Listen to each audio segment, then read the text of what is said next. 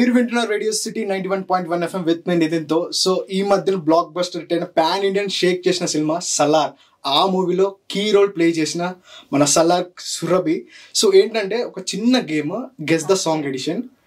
కొన్ని పిక్చర్స్ ఉంటాయి, ఆ పిక్చర్స్ ఒక్కొక్క పిక్చర్ కనెక్ట్ అయ్యి ఒక సాంగ్ అవుతుంది. ఓకేనా? సో ఫస్ట్ సాంగ్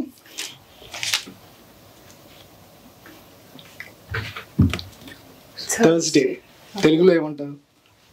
థర్స్డే అటు చూడకూడదు. గురువారం. గురువారం. March 1st evening. 5:40. ఈవినింగ్ తెలుగులో ఏమంటారు? సాయంత్రం.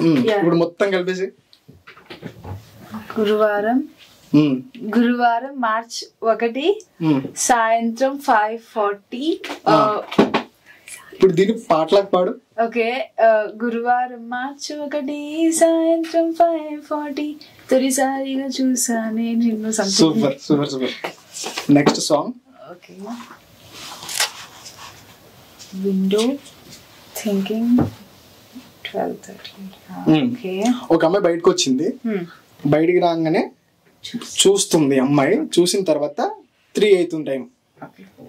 ఇది సరే చెప్పేస్తా. పవన్ కళ్యాణ్ సినిమా తెలుసు సాంగ్. యా. బయటికి వచ్చి చూస్తే టైం ఏమో 3 o'clock. అది. ఇది కొంచెం కష్టమైన సాంగ్.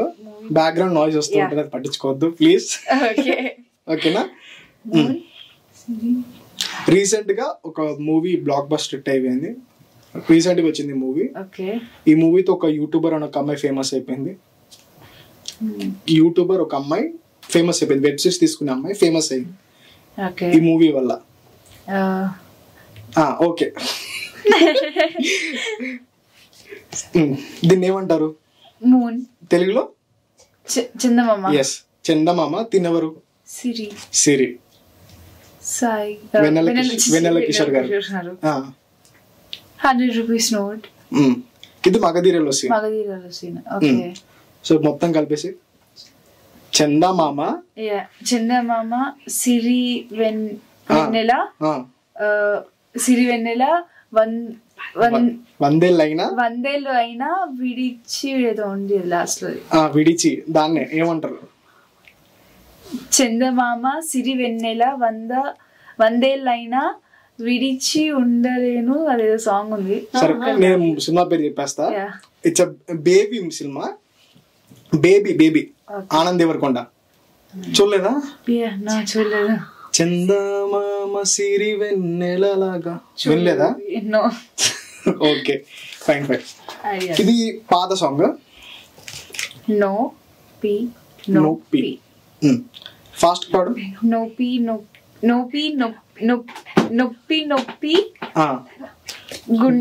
గుండె నొప్పి, గిల్లి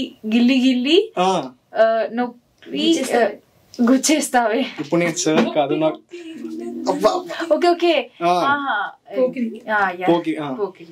నొప్పి గుండెంత నొప్పి గిచ్చేస్తుంటా. గిల్లి. ఓకే. నాకు అర్థమైపోయింది సీన్ ఏంటో.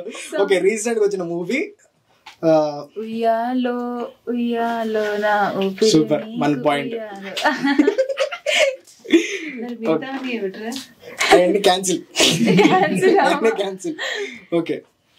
ఇందాక ఆనంద్ దేవరకొండ అన్నాను కదా, విజయ్ దేవరకొండ. ఓకే. ఇంక్. ఇది ఏంటంటే ఏం చేస్తున్నాడు? ఇంకేం చేసావే. ఓకే. ఈ డైలాగ్ ఏంటంటే ఎక్కడ పోయినా, ఏదైనా ఫంక్షన్స్ పైన ఎక్కడ పోయినా ఒక స్లోగన్ లాగా వినిపిస్తూ ఉంటది. జై బాల్ అయ్యా. ఈ యాక్ట్రెస్ ఎవరు? లయ గారు. జై బాలయ్య.